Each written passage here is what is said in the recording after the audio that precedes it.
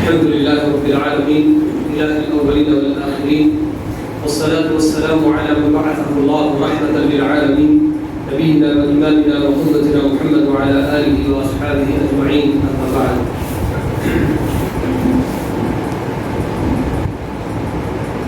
معزز حضرات و خواتین، ماشاءاللہ صبح سے آپ لوگ اس دینی پروگرام میں شرکت کر کے مستفید ہوتے آ رہے ہیں،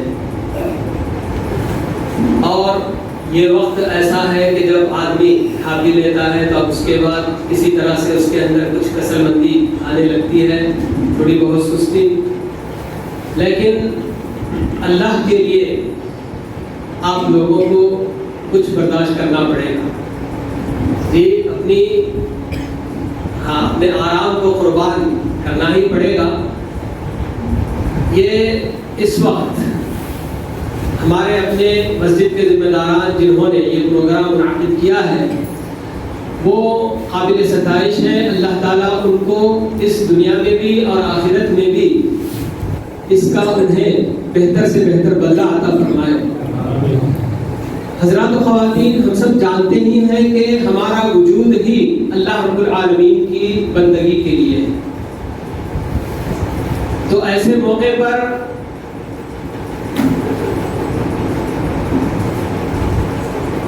ہم حضرات کس حد تک اللہ کے بندے بن کر زندگی گزار رہے ہیں، کہاں تک ہم اللہ تعالیٰ کے احکام کی یا اس کے مرضی کے مطابق زندگی گزار رہے ہیں، ایک ایک بندے کو بھی غور کر کے دیکھنا چاہیے.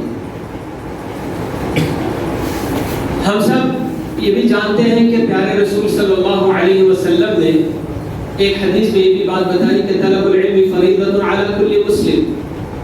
ہر مسلمان پر، اسلام سے نسبت رکھنے والا چاہے مرد ہو چاہے عورت، ہر ایک پر علم حاصل کرنا ضروری ہے. کون سا؟ شریعت کا اپنا علم، ہمارے اپنے دین کا علم. کہ جب تک ہم دین سیکھیں گے نہیں، شریعت کے بارے میں معلومات حاصل نہیں کریں گے، صحیح طریقے سے ہم اللہ تعالیٰ کو خوش نہیں کر سکتے، اس کی بندگی بھی نہیں کر سکتے.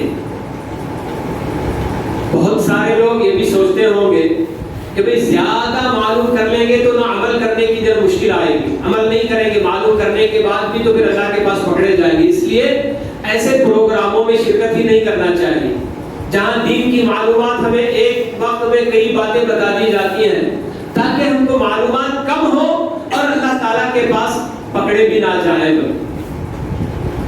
آپ سبھی حضرات خواتین کو معلوم ہونا چاہیے کہ جیسے جیسے ہم دین کی باتوں میں اضافہ کرتے ہیں، ہمارے اپنی معلومات میں اضافہ ہوتا ہے، تو ہمیں ایک طرح سے دین کی اور بھی باتیں معلوم کرنے کا شوق بھی پیدا ہوتا ہے، عمل کا بھی جذبہ ہمارے اندر ابھرتا ہے، اور ہم اللہ تعالیٰ کو زیادہ سے زیادہ خوش کرنے کی جو نا تگ و دو میں لگ جاتے ہیں، کوشش میں لگ جاتے ہیں.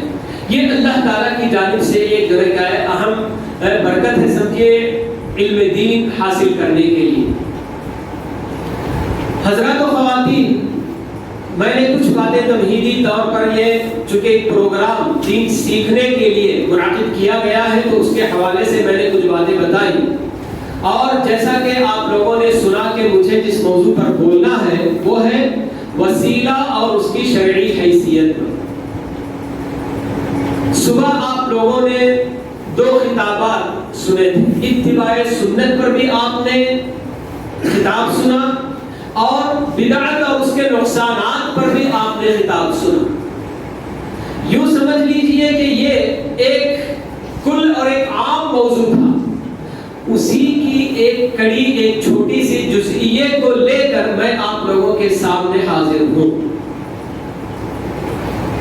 میں اپنے اس موضوع پر آنے سے پہلے آپ لوگوں کو توجہ دلانا چاہوں گا کہ کچھ قواعد ہیں جو سب کے نزدیک مسلم، کوئی بھی یہ نہیں کہہ سکتا ہے کہ اس میں مجھے اختلاف ہے. مسلمان چاہے کوئی بھی ہو، کسی بھی مذہب پر عمل کرنے والا کچھ بھی ہو، لیکن یہ جو قاعدے میں آپ کو بتانے جا رہا ہوں سب مانیں گے بالکل. تو یہ قاعدے ہم پہلے معلوم کرتے ہیں. 4 قاعدے میں آپ لوگوں کے سامنے پیش کروں گا. پھر اس کے بعد جو موضوع ہم پیش کرنا چاہیں گے یا جس پر بات کرنا چاہیں گے بڑی آرام سے اور بڑی آسانی سے آپ اس کو سمجھ سکتے ہیں. پہلا قاعدہ جو میں آپ کو بتانے جا رہا ہوں وہ اللہ رب العالمین کے حوالے سے. اللہ تعالیٰ نے قرآن مجید میں اپنا بہت تعارف دیا ہے. انٹروڈکشن اللہ تعالیٰ نے اپنا خوب کرایا ہے. لیکن ایک بات اللہ تعالیٰ نے اپنے بارے میں یہ بھی بتا دی کہ لیس کمثلہ شیء وہو السمیع البصیر. اللہ کی مانند کوئی چیز نہیں. اللہ کے علاوہ ما سوى اللہ جو بھی ہے لینا چاہیے کہ ہاں اللہ تعالیٰ نے اپنے بارے میں کہہ دیا کہ اس کی مانند کوئی چیز نہیں. تو دنیا میں یہ چیز ہے ضرور. ایک چھوٹے سے چھوٹے MLA تک پہنچنا ہے یا پھر جو کسی اور منسٹر تک پہنچنا ہے. آپ جب تک جان پہچان والوں سے مل کے ان سے کچھ باتیں نہیں کر لیں گے ان تک نہیں پہنچ سکتے. یہ دنیا کا کام کاروبار ہے یہ دنیا کا. لیکن اللہ تعالیٰ ایسا نہیں ہے. اللہ نے اپنے بارے میں کہہ دیا کہ نہیں اس کے جیسی کوئی چیز نہیں. اتنا بڑا رب العالمین ہونے کے باوجود ایک ایک بندے کو وہ یہی کہتا ہے کہ مجھ سے ڈائریکٹ آ کر مانگو, میں تمہاری ڈائریکٹ سنتا ہوں. تو یہ بات ہے. پھر دوسری بات جو ہمیں معلوم کرنا ہے وہ اللہ کے رسول صلی اللہ علیہ وسلم کے سلسلے میں قاعدہ.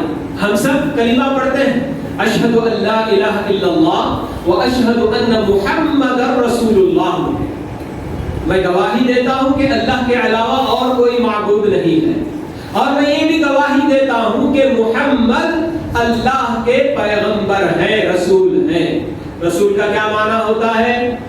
اللہ تعالیٰ کے پیغامات ہم بندوں تک پہنچانے والا. تو میں یہ جو گواہی دیتا ہوں کہ اللہ کے سارے پیغامات مجھ تک پہنچانے والی ذات صرف اور صرف کون ہے؟ محمد صلی اللہ علیہ وسلم. محمد کے علاوہ بھی کوئی اللہ کی بات ہم تک پہنچا سکتا ہے؟ کوئی نہیں پہنچا سکتا.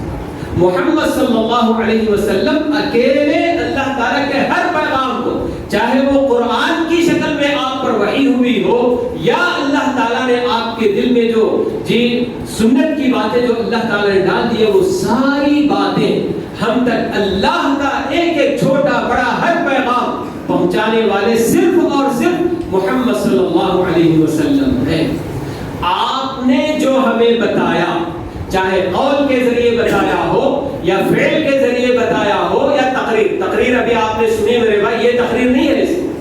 سنت جس کو کہتے ہیں یعنی کہ اللہ کے رسول صلی اللہ علیہ وسلم کے سامنے کوئی صحابی کوئی صحابیہ کوئی بات کہے یا کوئی کام کرے, اسے دیکھ کر اللہ کے رسول صلی اللہ علیہ وسلم یا تو اس کی ستائش کرے, تعریف کرے, یا اسے دیکھ کر بھی سن کر بھی خاموشی اختیار کر لیں.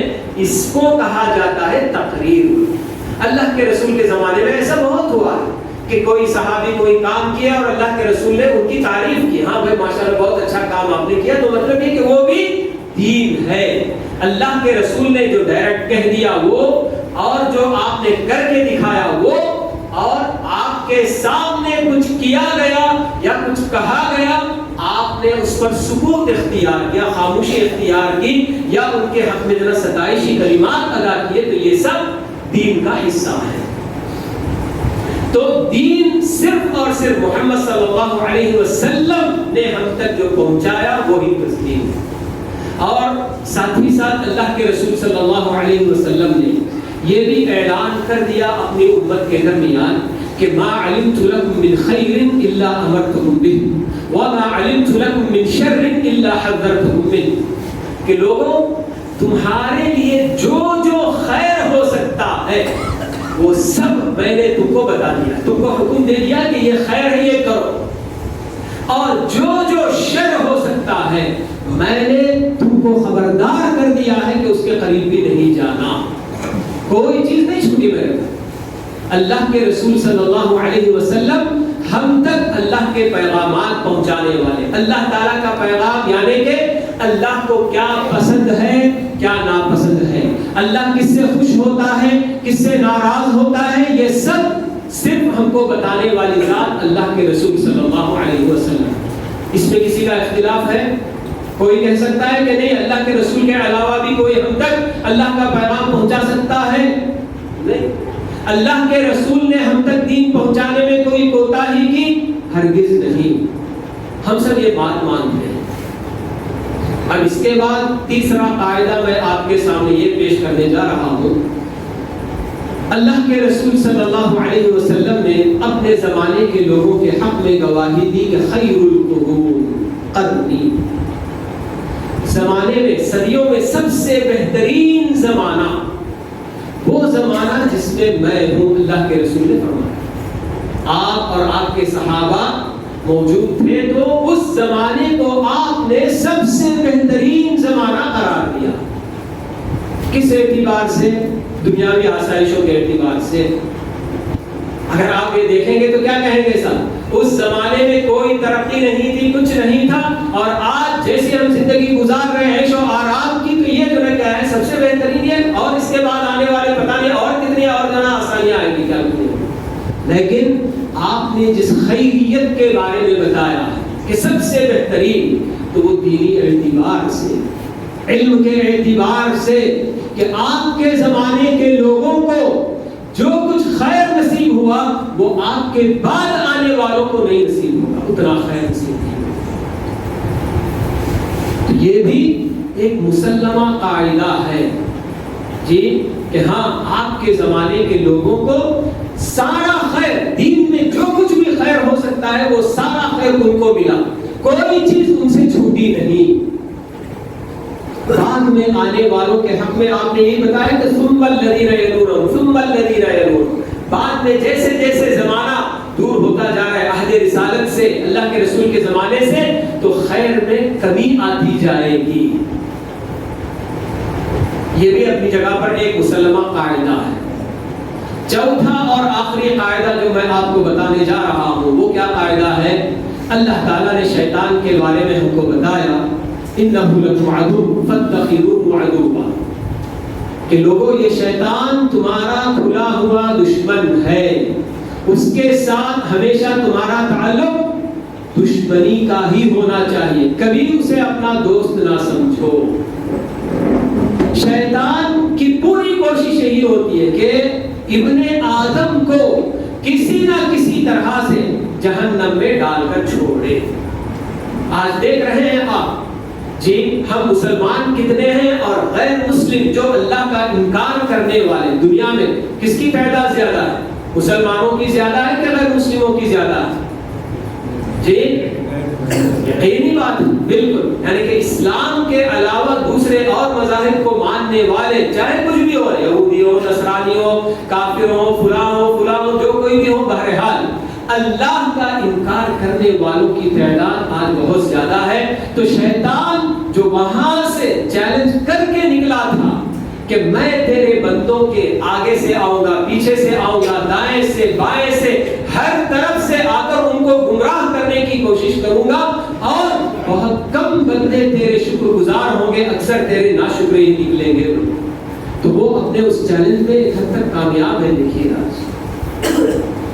تو جہاں شیطان یہ چاہتا ہے کہ جہنم رسید کرے اولاد آدم کو، اور جو اس کے چنگل میں پھنستے نہیں ہیں جی اس کی باتوں میں آتے نہیں ہیں، تو ان کو کم سے کم ایسے کاموں میں الجھانا چاہتا ہے کہ وہ کام بھی کرے اور کچھ بھی ان کو فائدہ بھی نہ ہو.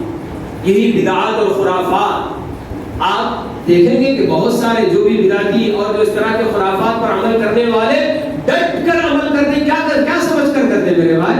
اس کو دین سمجھ کر کرتے ہیں، عین دین ہے یہی سمجھ کر کرتے ہیں. مگر جو دین نہیں ہے اس کو اگر دین سمجھ کر بندہ کرے گا تو کیا ملے گا اس کو؟ قُلْ هَلْ أُنَبِّئُكُم بِالْأَخْسَرِينَ أَعْمَالًا. اللہ تعالیٰ سورہ کہف میں یہی بتاتے ہیں کہ اے محمد آپ بتا دیجئے کیا میں تمہیں ان لوگوں کے بارے میں نہ بتاؤں جو عمل کر کے بھی خسارہ پانے والے ہوں گے، نقصان اٹھانے والے ہوں گے. کون ہوں گے یہ لوگ؟ الذین ضل سعیہم فی الحیاۃ الدنیا ویحسبون انہم یحسنون صنعا. اللہ تعالیٰ فرماتے ہیں کہ یہ وہ لوگ الذین ضل سعیہم فی الحیاۃ الدنیا، جن کی دنیا کی زندگی میں کی گئی ساری کوششیں، ساری محنتیں برباد ہو جائیں گی، اور وہ اپنی جگہ پر کیا سمجھ رہے ہوں گے کہ ہم بہت اچھا کام کر رہے ہیں۔ تو شیطان ایسے ہی بہت سارے لوگوں کو دین کے نام پر غلط کاموں کو مزین کر کے دکھا کے ان کا عمل بھی برباد کر رہا ہے، ان کی زندگی بھی برباد کر رہا ہے، ان کا وقت برباد کر رہا ہے، سب کچھ ختم کر رہا ہے، مگر انہیں پتہ بھی نہیں چلتا ہے، احساس بھی نہیں ہوتا کہ میں عمل کر کے بھی، دین کے نام پر کام کر کے بھی میں نقصان اٹھانے جا رہا ہوں۔ تو یہ چار باتیں ہیں میرے بھائی کہ اللہ رب العالمین کے جیسا کوئی نہیں، اور محمد صلی اللہ علیہ وسلم اکیلے ہم تک دین پہنچانے والے، اور آپ نے اس دین کو ہم تک پہنچانے میں کوئی کسر نہیں چھوڑی، آپ نے کوئی کوتاہی نہیں کی، اور پھر آپ نے اپنے زمانے کے لوگوں کے بارے میں یہ شہادت دی کہ سب سے بہترین زمانہ دینداری، علم اور ان سب کے اعتبار سے تو وہ آپ کا اپنا زمانہ ہے۔ اور چوتھی چیز میں نے آپ کے سامنے بتائی کہ یہ شیطان ہمارا اپنا دشمن ہے، وہ کبھی نہیں چاہے گا کہ ہم اللہ کو خوش کرنے کے کام کرتے چلے جائیں اور اللہ تعالیٰ سے قریب تر ہوتے چلے جائیں، یہ شیطان کبھی نہیں چاہے گا۔ اب اس کے بعد ہم آتے ہیں ہمارے اپنے موضوع کی طرف کہ وسیلہ، اس کی شرعی حیثیت۔ وسیلہ کس کو کہتے ہیں میرے بھائی؟ عربی زبان کا یہ لفظ ہے تو اس کو کہا جاتا ہے کہ تقرب الہی کا ذریعہ، قریب ہونے کا ذریعہ۔ اللہ تعالیٰ خود حکم دیتے ہیں، کیسے ہم انکار کر سکتے ہیں کہ وسیلہ جائز نہیں ہے؟ یا ایھا الذین آمنوا اتقوا اللہ وابتغوا الیہ الوسیلہ، کہ اللہ تعالیٰ کا حکم ہے کہ اے ایمان والو اللہ تعالیٰ کا ڈر اپنے اندر پیدا کرو اور اس کے قریب ہونے کے کیا کیا ذرائع ہوں گے وہ تلاش کرو۔ تو وسیلہ کا مطلب اللہ نے اس کے قریب ہونے کا جو ذریعہ خود قرآن میں بتایا ہے یا اللہ کے رسول کی زبانی ہم کو بتایا ہے، اس کے ذریعے اللہ تعالیٰ ہمیں حکم دیتے ہیں کہ اللہ کے قریب ہونے کی کوشش کرو۔ اب جب ہم ہمارے اپنے اسلاف کی زندگیاں دیکھتے ہیں، ہمارے اپنے لیے یعنی کہ وسیلہ جس کو اللہ تعالیٰ کا حکم بھی ہے کہ اس کو اختیار کرنا ہے، تو یہ کس طرح کا وسیلہ ہوتا ہے، کیا ہم کو اس میں کرنا ہوتا ہے، کیا جائز ہے اور کیا ناجائز ہے، یہی ہم کو معلوم کرنا ہے۔ میں نے آپ کو بتایا کیونکہ اللہ تعالیٰ ہم کو صرف اسی لیے پیدا کیے ہیں کہ ہم اس کی بندگی کریں۔ عبادت کا معنی ہی کیا ہے میرے بھائی؟ اللہ کو کیا پسند ہے، کیا ناپسند ہے، کس کام سے، کس عمل سے اللہ تعالیٰ خوش ہوتا ہے اور اس کو کون سی چیز خوش کرتی ہے، راضی کرتی ہے، یہ جاننا یہی ذرا بندگی ہے۔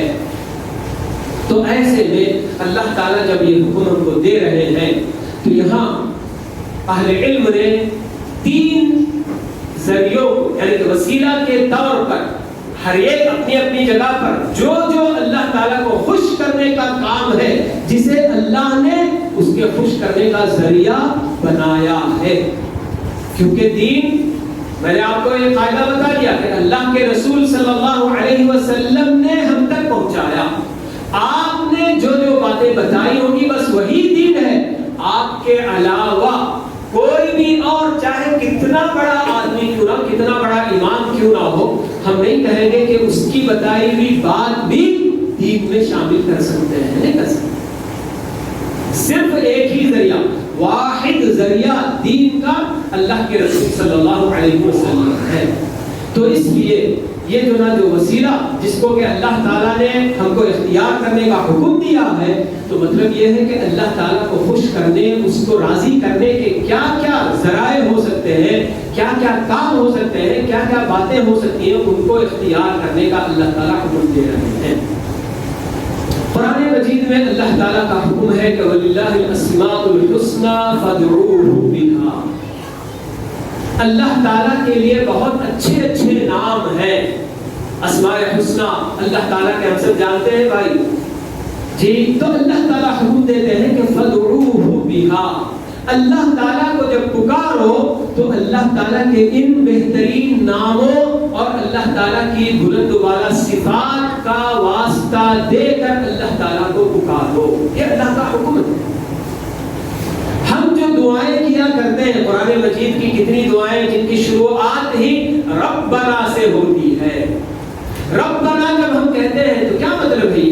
یہ اللہ تعالیٰ کو گویا ہم اس کے اس نام سے پکار رہے، کیونکہ رب یہ بھی اللہ تعالیٰ کے اسماء الحسنی میں سے ایک ہے کہ اس پوری کائنات کو سنبھالنے والا، جی اس پوری کائنات میں تصرف کرنے والا، یہ جو رب کا معنی ہوتا ہے۔ تو ہم اللہ تعالیٰ کو پکارتے ہیں تو اس کا اسی نام کا حوالہ دے کر ہم اللہ تعالیٰ سے مانگتے ہیں۔ معمولی دعا ہر کوئی جو جانتا ہے کرتا بھی ہے، ربنا آتنا فی الدنیا حسنہ وفی الآخرۃ حسنہ وقنا عذاب النار۔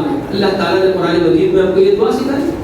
تو ہم اللہ تعالیٰ سے جو مانگ رہے ہیں، پہلے اللہ تعالیٰ کو اس کے رب ہونے کا حوالہ دے کر، اے اللہ تو ہمارا رب ہے، تو ہمیں اس دنیا میں بھی بھلائی عطا فرما اور آخرت میں بھی بھلائی عطا فرما اور ہمیں آگ کے عذاب سے بچا لے۔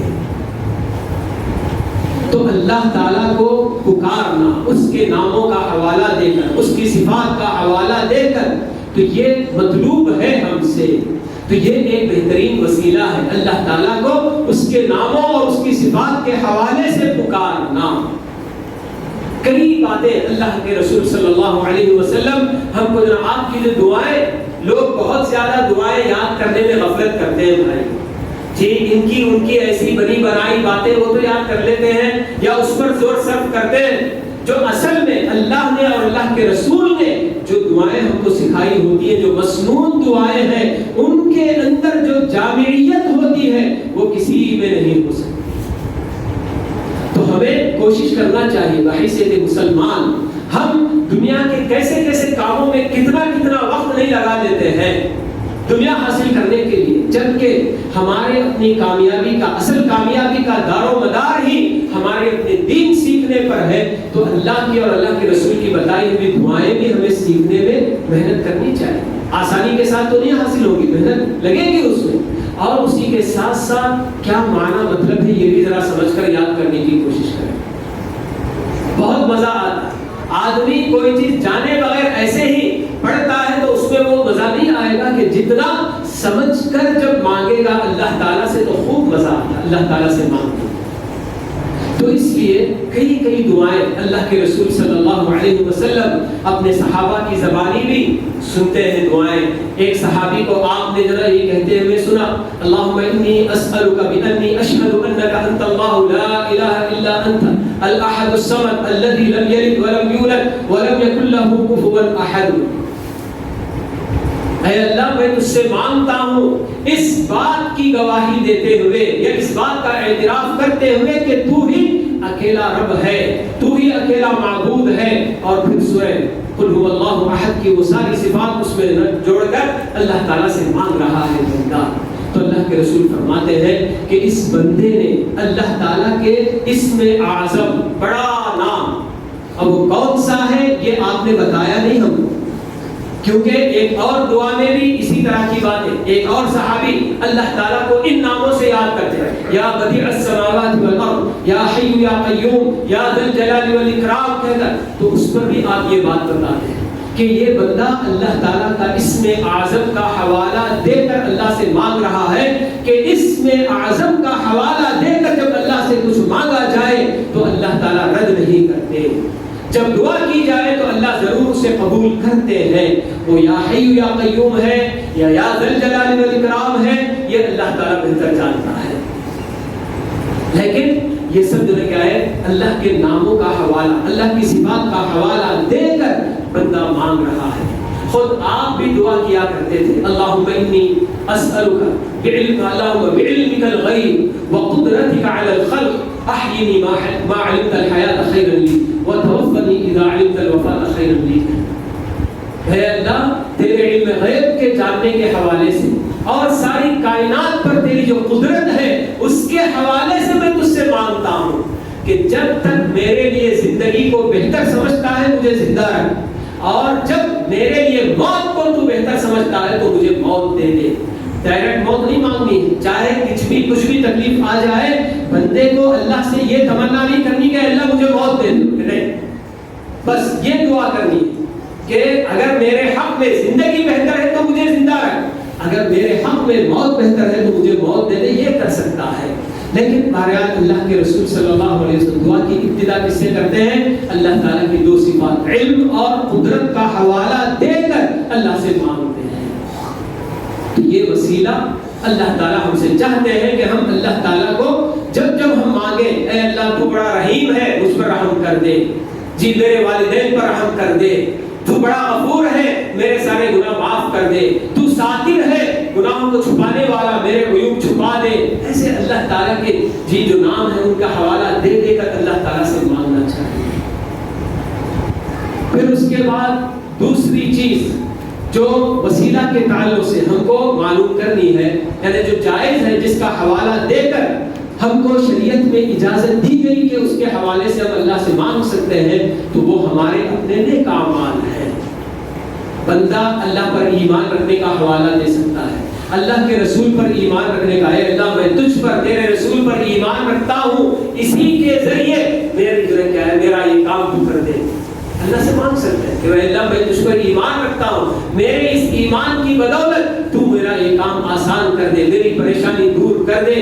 ایسے کوئی بھی یا کوئی آدمی کوئی خالص کام اللہ کے لیے جو کیا ہوا ہوتا ہے تو ایسے کام کا حوالہ دے کر مانگ سکتا ہے۔ مشہور واقعہ آپ لوگوں نے بار بار سنا ہوگا، اللہ کے رسول صلی اللہ علیہ وسلم نے غار والوں کا بتایا کہ 3 بندے جا کے غار میں پھنس گئے، چٹان رک کے آئی اور وہ ان لوگوں کو جو کیا دہانا بند ہو گیا غار کا۔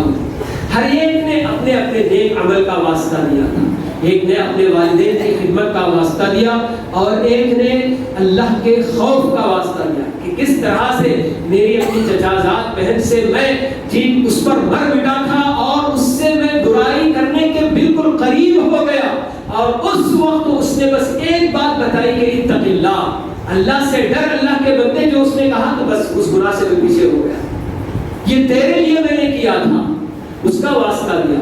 تیسرے بندے نے کہا کہ میرے پاس ایک مزدور آیا، مزدوری کر کے اپنی مزدوری لیے بغیر چلا گیا، میں اس کی مزدوری اپنی تجارت میں ڈال لیا اور اس کی مزدوری بھی بڑھتی گئی یہاں تک کہ جب وہ واپس لوٹ کر آیا ایک عرصے کے بعد اور آ کر مجھ سے پوچھنے لگا کہ بھئی میری مزدوری میں چھوڑ کر چلا گیا تھا، 1 دن کی دے دو، تو میں نے پورے اونٹ اور بکریوں کے ایک ریوڑ پورا ایک دم وادی بھری ہوئی اونٹوں سے اور بکریوں سے، میں نے کہا کہ یہ سب تیرا ہے، لے جا۔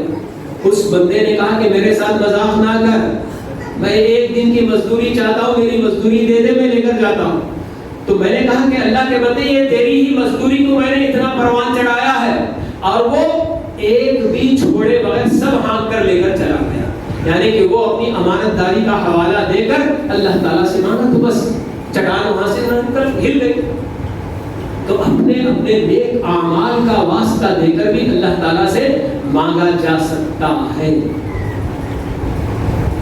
پھر تیسری چیز جو ہمیں بتائی گئی وہ ہے کسی بھی نیک آدمی سے آپ دعا کی درخواست کر سکتے ہیں، جن کے بارے میں آپ جانتے ہیں کہ بڑے صالح، متقی، نیک بندے ہیں، اللہ والے ہیں، تو ایسے بندے سے آپ درخواست کر سکتے ہیں کہ صاحب میری پریشانی ہے، میری بچی کی شادی ہونے جا رہی ہے، دعا کیجئے، میرا فلاں کام ہونے جا رہا ہے، میں دکان کھولنے جا رہا ہوں، برکت کے لیے دعا کیجئے، جو آپ پارا ان سے دعا کی درخواست کر سکتے ہیں۔ تو یہ 3 قسم کے ہی وسیلوں کا ہم کو ذکر ملتا ہے اور اس کو جائز قرار دیا گیا ہے۔ اللہ کے اسماء و صفات کا حوالہ دے کر اللہ سے مانگنا، یا اپنے ہی نیک اعمال کا واسطہ دے کر اللہ سے مانگنا، یا کسی نیک اور صالح انسان سے دعا کی درخواست کرنا، جیسا کہ صحابہ اللہ کے رسول صلی اللہ علیہ وسلم جب تک زندہ تھے تو آپ سے آ کر درخواست کیا کرتے تھے اور آپ دعائیں کیا کرتے تھے۔ اس سے ہٹ کر اگر کوئی اور وسیلہ یہ بھی جائز ہے کہے گا تو پھر یہ غلط ہو جائے۔ جیسے کہ عام طور پر ہمارے اپنے معاشرے میں اللہ کے رسول کا واسطہ دے کر مانگنا، یعنی کہ اللہ کے رسول کی ذات، اللہ کے رسول جب تک زندہ تھے صحابہ آپ کے پاس جاتے تھے، دعا کی درخواست کرتے تھے، آپ دعائیں کیا کرتے تھے، یہاں تک ٹھیک تھا۔ لیکن آپ کے وفات کے بعد یہاں تو سب سے پہلے اسی مسئلے میں آ کر بہت سارے لوگ جی صحابہ کو اتنا ظالم قرار دے دے کہ ہمارے رسول زندہ ہے اور اللہ کے رسول کو سارے صحابہ نے لے جا کر زندہ دفنا دیا. یہ بات نہیں ہے. کیسے ذرا صحابہ کے بارے میں یہ کہے کہ بھئی اللہ کے رسول زندہ ہے؟ کیسے زندہ ہے؟ آپ قبر کی زندگی وہ تو ہر انسان کی ہے. جسے بھی موت آتی ہے تو وہاں سے اس کی اپنی برزخ کی زندگی شروع ہو جاتی ہے. وہ اللہ کے رسول کے ساتھ ہی خاص نہیں، سب انسان جو بھی مرتا ہے اپنی برزخ کی زندگی جیتا ہے، چاہے وہ کہیں بھی ہو. قبر میں دفنایا گیا ہو کہ اس کو جلا دیا گیا ہو، یا کوئی درندہ اس کو کھا گیا ہو، سمندر میں مچھلیاں اپنے پیٹ میں اس کو لے لی ہو، لیکن ہر انسان کی برزخ کی زندگی وہ الگ ہے، اس کا اس زندگی سے کوئی تعلق نہیں ہے. لیکن ہے بہت سارے لوگ جو یہی کہتے ہیں کہ ہاں صاحب ہمارے لیے یہ بھی جائز ہے کہ ہم اللہ کے رسول صلی اللہ علیہ وسلم کی ذات کا حوالہ دے کر اللہ سے مانگ سکتے ہیں، یا پھر جبریل کا واسطہ دے کر، کعبے کا واسطہ دے کر، رمضان کے مہینے کا واسطہ دے کر، مقدس اشیاء، مقدس زمانہ، کسی بھی چیز کا ہم دونوں واسطہ دے کر مانگ سکتے ہیں. میں نے آپ کو قاعدے بتائے. پہلا قاعدہ، اللہ تعالیٰ کے مانند کوئی نہیں ہے. تو یہ لوگ جو واسطہ دینے والے ایسے کیا کہتے ہیں کہ بھئی چونکہ اللہ تک پہنچنا آسان نہیں ہے اس لیے بیچ میں واسطے کی ضرورت ہے، کہتے ہیں، جو غلط ہے. بھئی اللہ تعالیٰ ایسا نہیں ہے.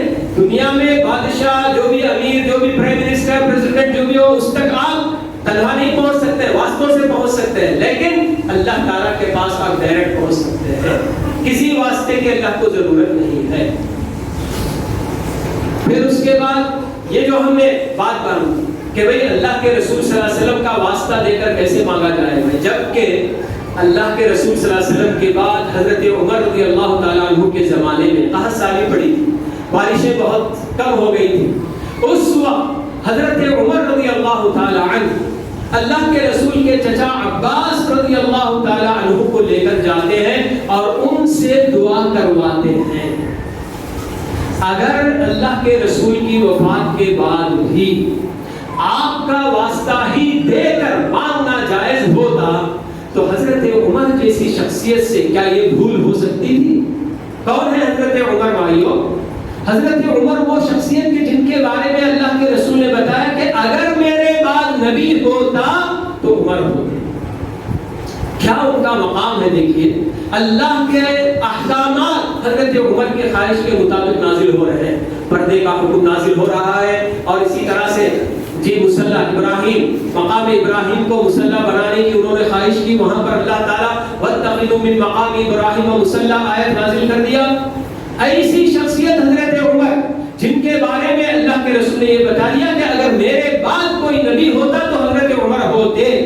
لیکن چونکہ آپ کے بعد کوئی نبی نہیں، اور آپ نے یہ بھی بتا دیا کہ شیطان اتنا ڈرتا ہے تم سے عمر کہ تم جس راستے سے جاتے ہو اپنا راستہ بدل لیتا ہے. ایسی زبردست شخصیت، ان سے گویا آپ یہ کہتے ہیں کہ ان سے چوک ہو گئی. کیوں؟ کیونکہ اگر اللہ کے رسول صلی اللہ علیہ وسلم کا واسطہ آپ کی وفات کے بعد بھی آپ کی ذات کا واسطہ دے کر مانگنا جائز ہوتا تو حضرت عمر وہ کام کیوں نہیں کر لیتے میرے بھائی؟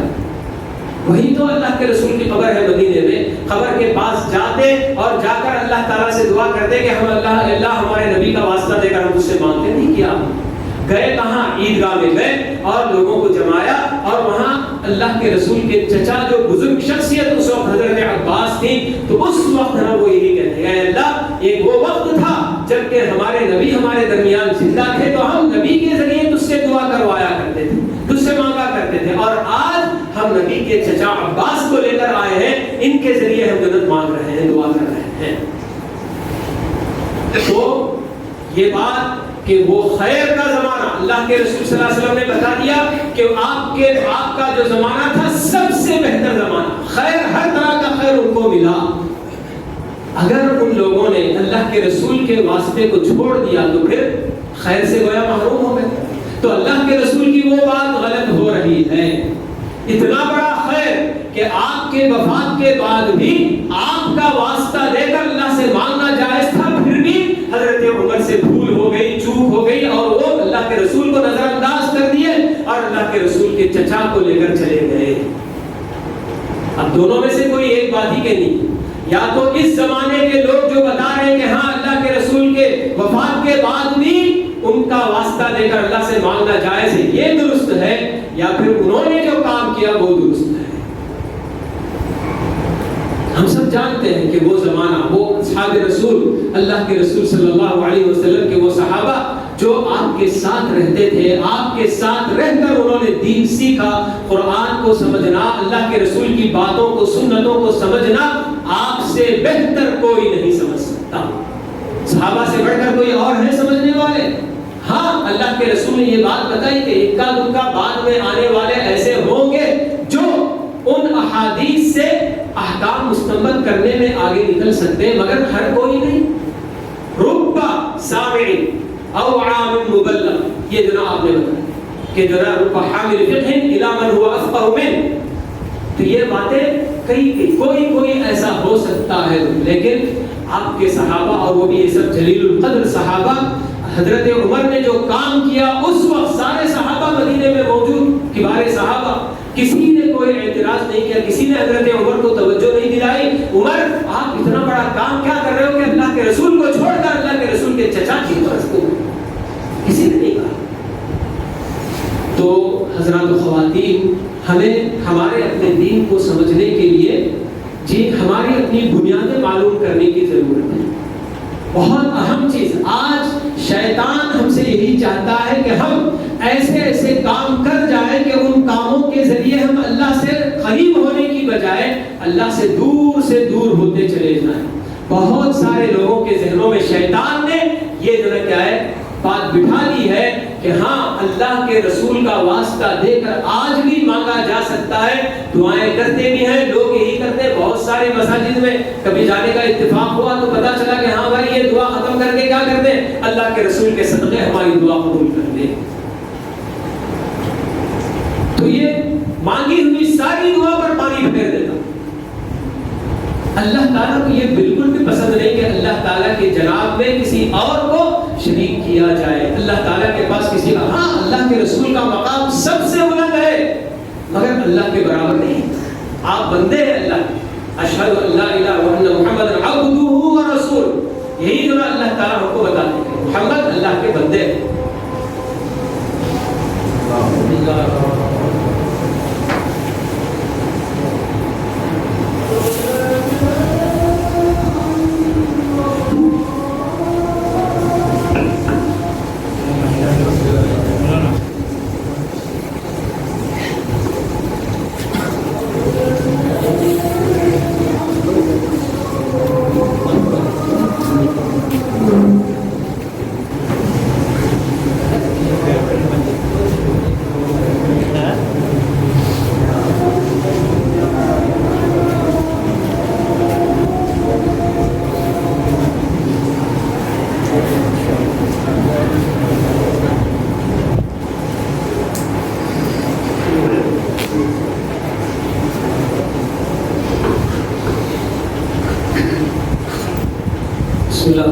السلام علی رسول اللہ وبعد۔ تو حضرات و خواتین، میں نے آپ لوگوں کے سامنے پیارے رسول صلی اللہ علیہ وسلم کی ذات یا آپ کے مقام یا آپ کے مرتبے کا واسطہ دے کر اللہ تعالیٰ سے مانگنا غلط ہے، یہ بات میں نے آپ کے سامنے بتایا۔ تو یہ صرف آپ ہی کے ساتھ خاص نہیں، بلکہ کوئی بھی، چاہے وہ جبریل کا واسطہ ہو یا کعبے کا واسطہ ہو یا کوئی اور مقدس چیز، کسی بھی چیز کا واسطہ دے کر اللہ تعالیٰ کو یہ بالکل بھی پسند نہیں۔ جو 4 قاعدے میں نے آپ کے سامنے بتائے، ان کی روشنی میں اسے آپ غور کریں کہ ایک تو اللہ تعالیٰ ہمارے دنیا کے بڑوں کی طرح سے نہیں ہے کہ دنیا کے بڑوں تک پہنچنا ہو تو واسطوں کی ضرورت ہوتی ہے، مگر اللہ تعالیٰ ویسا نہیں۔ اور پھر محمد صلی اللہ علیہ وسلم نے بتایا کہ بھئی میں جب تک ہوں، میری اپنی جگہ کے ذات کا واسطہ تو میرا مقام اللہ کے پاس بہت بلند ہے، بڑا اونچا مقام ہے میرا، تو میرے اس اونچے مقام کا واسطہ دے کر تم مانگو، یہ اللہ تعالیٰ کے رسول نے کبھی اپنی امت کو تعلیم نہیں دی۔ اور آپ کا جو زمانہ سب سے بہترین زمانہ تھا، اس زمانے کے لوگوں میں بھی آپ دیکھ سکتے ہیں، صحابہ ابو بکر ہو، عمر ہو، عثمان ہو، علی ہو، عشر مبشرہ جن کو اللہ کے رسول نے اسی دنیا میں چلتے پھرتے جنت کی بشارتیں دے دی، اور بھی کتنے صحابہ، مگر کبھی کسی صحابی نے یہ جو کام نہیں کیا۔ اور اللہ تعالیٰ نے انہی صحابہ کو ہمارے لیے یا ان کی پیروی کو ہمارے لیے اللہ کی رضا پانے کا ذریعہ بتایا ہے۔ والسابقون الاولون من المہاجرین والانصار والذین اتبعوهم بإحسان رضی اللہ عنہم ورضوا عنہ۔ اللہ تعالیٰ بتاتے دیکھیے کہ وہ جو مہاجرین اور انصار پہلے ایمان لے آنے والے آ گئے اور ان کے بعد ان کی جو پیروی کریں گے، ان کے نقش قدم پر چلیں گے احسن طریقے سے، تو ان کے نقش قدم کو آپ ڈھونڈیں گے تو وہاں آپ کو یہ بات بالکل نہیں ملے گی کہ اللہ کے رسول کا واسطہ دے کر آپ کی زندگی کا یا آپ کے مقام کا کوئی بھی واسطہ دے کر کسی صحابی نے اللہ سے کوئی دعا کی ہو۔ تو پھر ان کے نقش قدم پر ہمیں چلنا ہے، تو تب اللہ تعالیٰ ہمارے لیے بھی اپنی رضامندی دینے کا اعلان کرتے ہیں۔ اور پھر چوتھا قاعدہ جو میں نے آپ کو بتایا کہ شیطان ہمارا کھلا ہوا دشمن یہ یہی چاہتا ہے کہ ہم کام بھی کریں اور ہمارے کام برباد بھی ہو جائیں، تو اس لیے لوگوں کے دلوں میں اس طرح کی باتیں ان کے ذہنوں میں آراستہ کر کے بٹھا دیتا ہے۔ بھئی اللہ کے رسول کی شخصیت کیا شخصیت ہے، آپ کا واسطہ دے کر کیسے نہیں مانگا جا سکتا ہے؟ ہاں اب بیٹھ گئی بات تو بس اس کو جو ہے لوگ کہتے ہیں بھئی آپ کا مقام اللہ کے پاس اتنا بلند ہے تو پھر کیوں نہیں اس کا ذرا واسطہ دے کر ہم مان سکتے ہیں؟ اگر یہ بات درست ہوتی تو اللہ کے رسول خود بتاتے اپنی امت کو، کیونکہ آپ نے بتا دیا کہ جو بھی خیر ہے میں نے تم کو ساری باتیں بتا دی، کوئی چیز میں نے نہیں چھوڑی ہوئی۔ تو پھر یہ اگر چھوٹ گیا، بعد میں آنے والے لوگ یہ بول رہے ہیں کہ ہاں بھائی اللہ کے رسول کا مقام اتنا بڑا کہ آپ کا واسطہ دے کر بھی مانگ سکتے ہیں، تو یہ دین میں اضافہ تو ہو۔ تو اس لیے آپ نے صبح جو دو خطابات اتباع سنت کے بھی سنے اور بدعت کے نقصانات کے بھی آپ نے سنے، تو اسی کا ایک جزئیہ میں نے آپ لوگوں کے سامنے یہ ذرا کیا ہے اس موضوع پر پیش کیا ہے۔ تو بہرحال جی کافی وقت ہو رہا ہے، تو بس اسی پر میں اکتفا کرتے ہوئے اللہ تعالیٰ سے دعا کرتا ہوں کہ اللہ رب العالمین ہم تمام مسلمانوں کو صحیح کتاب و سنت کی تعلیمات حاصل کر کے ان کے مطابق عمل پیرا ہونے کی اللہ تعالیٰ ہم سب کو توفیق نصیب فرمائے، اور اس پروگرام کو منعقد کرنے والے اور اس میں حاضر ہونے والے سارے ہی حضرات خواتین سب کو اللہ رب العالمین جزائے خیر عطا فرمائے، اور ہم سب کو سننے کہنے سے کہیں زیادہ اللہ تعالیٰ عمل کی توفیق نصیب فرمائے۔ وآخر دعوانا الحمد لله رب العالمين وصلى الله وسلم على نبينا محمد وعلى آله وأصحابه أجمعين۔